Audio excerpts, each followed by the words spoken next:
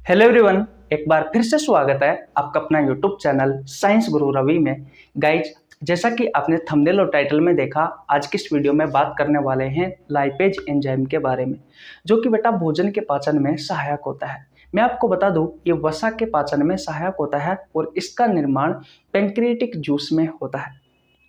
Guys, पाचन तंत्र में उपयोग होने वाले बहुत सारे एंजाइमों के बारे में हमने पढ़ा। आज ही हमारी एंजाइम वाली लास्ट क्लास है, जिसमें हम पढ़ने वाले हैं लाइपेज एंजाइम के बारे में। तो हेडिंग लगा लीजिए, लाइपेज एंजाइम। गाइज, यहाँ से बहुत सारे आपकी प्रतियोगी परीक्षाओं में क्वेश्चन पूछे जाते हैं। लाइपेज एंजाइम, बेटा हिंदी में भी सेम नाम है, लाइपेज एंजाइम। Lipase enzyme. देखिए, सबसे पहले बात आती है कि एक्चुअली में लाइपेज एंजाइम का निर्माण होता कहाँ है। पेंक्रियाज का नाम सुना है आपने, जिसे आप अग्नाशय कहते हो। बेटा आपकी जो स्मॉल इंटेस्टाइन होती है, जो छोटी आंत होती है, उस छोटी आंत से दो ऑर्गन जुड़े हुए होते हैं। एक जुड़ा हुआ होता है बेटा लीवर और दूसरा जुड़ा हुआ होता है पेंक्रियाज, जिसे आप अग्नाशय कहते हो। और वैसा बेटा इसी पेंक्रियाज में पेंक्रियाटिक जूस का निर्माण होता है और इसी पेंक्रियाटिक जूस में बेटा ये लाइपेज एंजाइम पाया जाता है। आइए डिटेल में समझते हैं। ये रहा आपका पेंक्रियाज, पेंक्रियाज यानी कि अग्नाशय। और बेटा इस अग्नाशय में पेंक्रियाटिक जूस का निर्माण होता है। पेंक्रियाटिक जूस का निर्माण होता है, जिसे आप अग्नाशय रस कहते हो। जिसे आप क्या कहते हो? अग्नाशय रस कहते हो। और बेटा इस अग्नाशय रस में 3 एंजाइम पाए जाते हैं। कितने एंजाइम पाए जाते हैं? 3 एंजाइम पाए जाते हैं। पहला पाया जाता है एमाइलेज, एमाइलेज एंजाइम। दूसरा पाया जाता है ट्रिप्सिन एंजाइम और तीसरा पाया जाता है बेटा लाइपेज एंजाइम। मैं आपको बता दूं बेटा, जो एमाइलेज होता है ये कार्बोहाइड्रेट के पाचन में सहायक होता है। कार्बोहाइड्रेट के पाचन में हेल्प करता है। जो ट्रिप्सिन एंजाइम होता है बेटा, ये प्रोटीन के पाचन में हेल्प करता है। और जो लाइपेज एंजाइम होता है ये बेटा वसा के पाचन में हेल्प करता है। गाइज, मैं आपको इस ट्रिप्सिन एंजाइम के बारे में बहुत अच्छे से डिटेल में पढ़ा चुका। एमाइलेज एंजाइम क्या करता है बेटा, आप कार्बोहाइड्रेट को स्टार्च की फॉर्म में खाते हो, मैंने आपको अच्छे से बता रखा है। और बेटा इस स्टार्च को माल्टोज में बदला जाता है। आपके मुंह में लारीय ग्रंथि से बेटा लार निकलती है कि नहीं है? और लार में बेटा 2 एंजाइम पाए जाते हैं, एक लाइसोजाइम एंजाइम पाया जाता है और एक टाइलिन एमाइलेज एंजाइम पाया जाता है। जो टाइलिन एमाइलेज एंजाइम होता है बेटा, ये इस स्टार्च को माल्टोज शुगर में कन्वर्ट करता है। माल्टोज शुगर में कन्वर्ट करता है। कौन? Ptyalin amylase enzyme. गाइज, अगर आप हमारी पिछली क्लासें देखते हो तो आपको सारी की सारी ही चीजें बहुत अच्छे से क्लियर हो रही होगी। ये टाइलिन एमाइलेज एंजाइम कहाँ पाया जाता है बेटा? आपकी लार में पाया जाता है। यानी कि सबसे पहले जब आप खाना खाते हो तो सबसे पहले बेटा कार्बोहाइड्रेट का पाचन होता है। कार्बोहाइड्रेट को आप स्टार्च की फॉर्म में खाते हो। इस टाइलिन एमाइलेज एंजाइम के बारे में मैंने आपको बहुत अच्छे से पढ़ा रखा। अगर आपने नहीं देखा है तो आपको नीचे लिंक डिस्क्रिप्शन में मिल जाएगा। पाचन तंत्र में जितने भी एंजाइम उपयोग में लिए जाते हैं बेटा भोजन के पाचन में, वो सभी के सभी एंजाइमों के बारे में मैंने आपको डिटेल में पढ़ाया है। तो टाइलिन एमाइलेज एंजाइम स्टार्च को माल्टोज में बदलता है। लेकिन होता क्या है बेटा, अगर कुछ स्टार्च बच जाता है बेटा, तो ये जो एमाइलेज एंजाइम होता है, ये एमाइलेज एंजाइम बेटा 100% स्टार्च को माल्टोज में बदलता है। इस स्टार्च को माल्टोज में बदलने का कार्य करता है। अगर कोई बच जाता है तो माल्टोज शुगर में 100%, ये बेटा एमाइलेज एंजाइम का कार्य है। ट्रिप्सिन एंजाइम के बारे में बेटा मैं आपको अलग से क्लास में पढ़ा चुका, यहाँ बताने लग गया तो बहुत बड़ी क्लास हो जाएगी। फिर भी मैं आपका रिवीजन करवा देता हूँ ताकि आपके समझ में आ जाए। इसको पूरा कर देते हैं बेटा। माल्टोज जो शुगर होती है बेटा, तो छोटी आंत में फिर माल्टेज एंजाइम पाया जाता है। क्या पाया जाता है बेटा? माल्टेज एंजाइम पाया जाता है। और ये माल्टेज एंजाइम इस माल्टो शुगर को ग्लूकोज प्लस ग्लूकोज में तोड़ने का कार्य करता है। आप सभी को पता है बेटा, कार्बोहाइड्रेट की सबसे छोटी इकाई ग्लूकोज होती है। इसके बाद में इसका पाचन नहीं होता, अवशोषण होता है और ये हमारे कोशिकाओं के पास चला जाता है। कोशिकाओं में बेटा कोशिका शोषण की प्रक्रिया होती है, जिसके तहत इस ग्लूकोज को तोड़कर ऊर्जा का निर्माण किया जाता है और उस ऊर्जा को हमारे शरीर के सेल, टिश्यू, ऑर्गन ग्रहण करते हैं और वो अपना कार्य करते रहते हैं, जिससे हमारा शरीर कार्य करता रहता है। तो ये बात समझ में आ गई बेटा। अब ट्रिप्सिन एंजाइम के बारे में बता देता हूँ। कुछ चीजें हैं, स्क्रीनशॉट ले लीजिए अगर आपने नहीं लिया तो। बेटा ये जो मैं आपको सारी कहानी पढ़ा रहा हूँ, ये मैंने पिछली क्लास में आपको पढ़ा चुका है, इसलिए मैं आपको जल्दी जल्दी रिवीजन करवा रहा हूँ। आज के इस वीडियो में तो हम पढ़ने वाले हैं लाइपेज एंजाइम के बारे में। बस वीडियो को देखते रहिए, बिल्कुल आसान भाषा में सारी की सारी ही चीजें आपको क्लियर हो जाएगी। ये बात समझ में आ गई आपको? ओके। अब देखिए भैया, बात आती है किसकी? ट्रिप्सिन एंजाइम की। ये ट्रिप्सिन एंजाइम बेटा प्रोटीन के पाचन में सहायक होता है। देखिए, आप सभी को पता है बेटा, दूध, अंडा, सोयाबीन, मशरूम, दाल, उन सभी से प्रोटीन प्राप्त होती है। इस प्रोटीन को पेप्सिन एंजाइम, जो कि आपके पेट में होता है, ये पेप्सिन एंजाइम पेप्टोन्स या बेटा फिर पेप्टाइड में कन्वर्ट कर देता है। पेप्टोन्स या पेप्टाइड्स में कन्वर्ट कर देता है। उसके बाद में ये बेटा पैंक्रियाटिक जूस में पाए जाने वाला ये जो ट्रिप्सिन एंजाइम है, ये ट्रिप्सिन एंजाइम क्या करता है? इस पेप्टोन्स या पेप्टाइड को एमिनो एसिड में कन्वर्ट कर देता है। और आप सभी को पता है बेटा, जो एमिनो एसिड होती है ये प्रोटीन की सबसे छोटी इकाई होती है। इसके बाद में इसका पाचन नहीं होता, फिर बेटा इसे ब्लड की सहायता से कहाँ पर ले जाया जाता है? कोशिकाओं के पास, और कोशिकाओं में बेटा इसको तोड़ करके ऊर्जा का निर्माण किया जाता है। तो ये समझ में आ गया। तो मैं आपको एमाइलेज एंजाइम के बारे में बता चुका कि स्टार्च को बेटा माल्टोज में बदलता है 100%। ट्रिप्सिन एंजाइम क्या करता है? पेप्टोन्स या पेप्टाइड को, जो ट्रिप्सिन एंजाइम होता है वो एमिनो एसिड में कन्वर्ट करता है। अब बात आती है बेटा लाइपेज एंजाइम की, जिसके बारे में इस वीडियो में हम सीखने आए हैं। तो ध्यान से समझना बेटा, पहले स्क्रीनशॉट ले लीजिए अगर आपको लेना है तो। अब इस लाइपेज एंजाइम को पढ़ने से पहले बेटा आपको बाइल जूस के बारे में पढ़ना पड़ेगा। क्या बाइल जूस के बारे में आप जानते हो? बाइल जूस से बेटा हिंदी में कहा जाता है पित्तरस।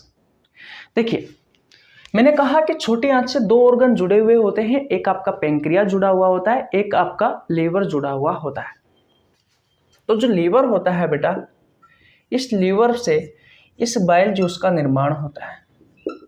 इस बाइल जूस का, जिसे आप पित्तरस कहते हो, इस पित्तरस का निर्माण होता है। इस पित्तरस का क्या होता है बेटा? निर्माण होता है। किससे? लीवर से।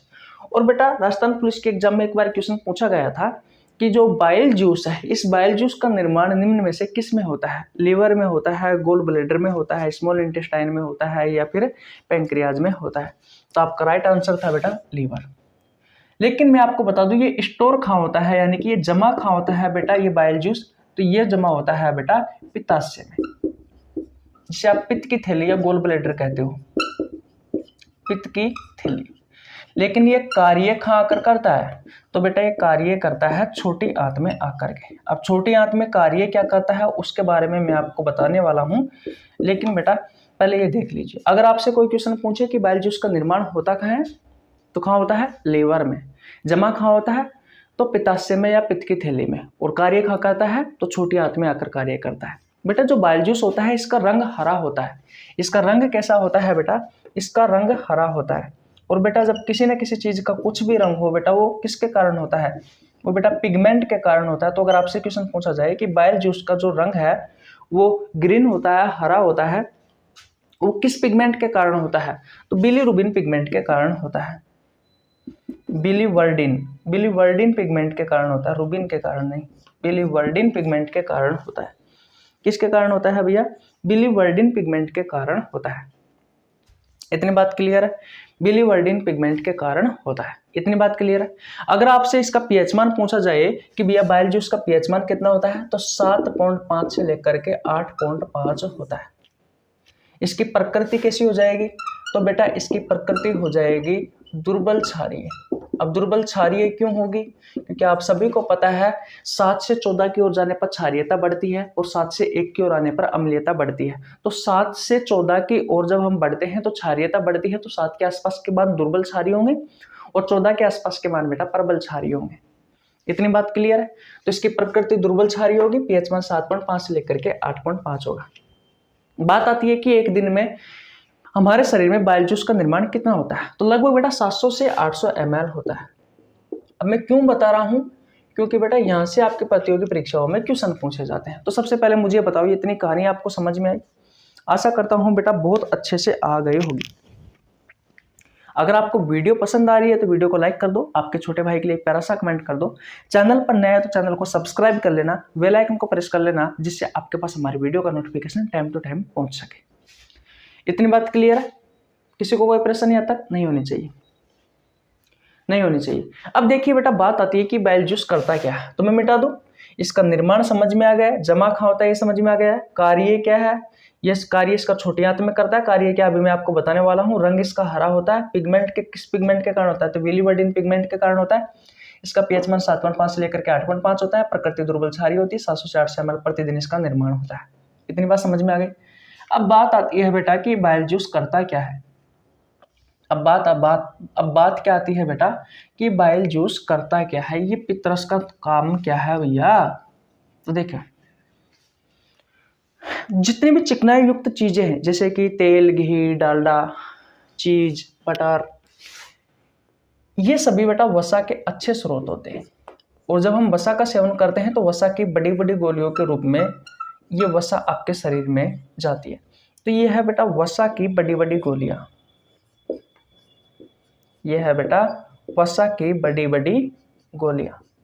और इन वसा की बड़ी बड़ी गोलियों को छोटी छोटी गोलियों में, इन वसा की बड़ी बड़ी गोलियों को छोटी छोटी गोलियों में तोड़ने का कार्य कौन करता है बेटा, तो बेटा आपका बाइल जूस करता है, यानी कि पित्तरस करता है। कौन करता है बेटा, बाइल जूस करता है, यानी कि पित्तरस करता है। यह है बेटा वसा की छोटी छोटी गोलियां, आ रहा है समझ में। यह है बेटा वसा की छोटी छोटी गोलियां। तो वसा की बड़ी बड़ी गोलियों को छोटी छोटी गोलियों में तोड़ने का कार्य किसने किया, बाइल जूस ने किया। इतनी बात समझ में आ गई, ओके।